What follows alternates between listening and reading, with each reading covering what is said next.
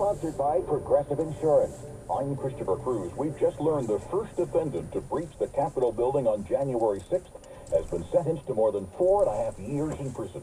Your CBS's Scott McFarland. Michael Sparks, for his part, says he is remorseful for how this impacted his family, his wife, his kids.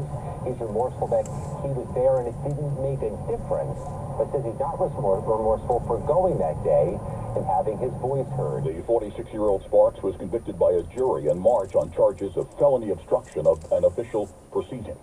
Republican vice presidential nominee Senator J.D. Vance was in swing state Michigan in the town of Big Rapids today, hammering the vice president. The only serious consequence in November that I'm worried about is giving Kamala Harris a disastrous promotion. Let's say to Kamala Harris, you are fired. We are not sending you to the Oval Office. In the second annual State of the Union's address, AFL-CIO President Liz Shuler said union members can make a difference in the November election. In these swing states, like Pennsylvania, Michigan, Wisconsin, Nevada, that are going to come down to 1%, 2%, union voters are 20% of the electorate. Shuler urged them to vote for Democrats because she says unions and workers' rights are on the line.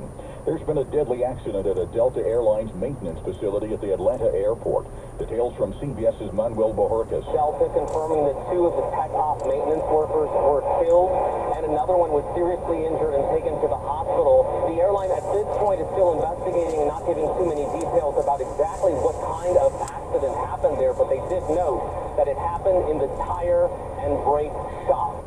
Summer is ending on a high temperature note. Record heat and high humidity have prompted many schools to close in parts of the Midwest, Mid-Atlantic, and Northeast. Tanya Ogden's son was actually looking forward to going to school in Des Moines, Iowa. Actually, our AC went out of home last night, so it's not going to be any better for him now. He was excited to get to school for the AC. Much of the East Coast will see 100-degree temperatures later in the week. Jim Krasula, CBS News. A family in Israel is celebrating after a 52-year-old man being held hostage in southern Gaza was rescued by Israeli commandos.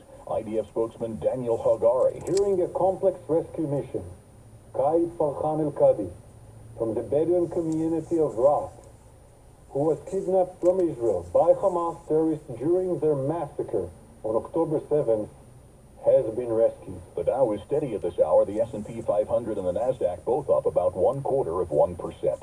This is CBS News. Well, that's today's news. I didn't hear any good news, did you? I didn't think so. I guess it's all about perspective. The glass is half full. Well, as always, I'd like to thank you again for coming along with me on these Dash Cab News adventures. You know the drill. Peace, love, and all that hippie jazz. Bye-bye, everybody. It's 90 degrees in Lathrop, California.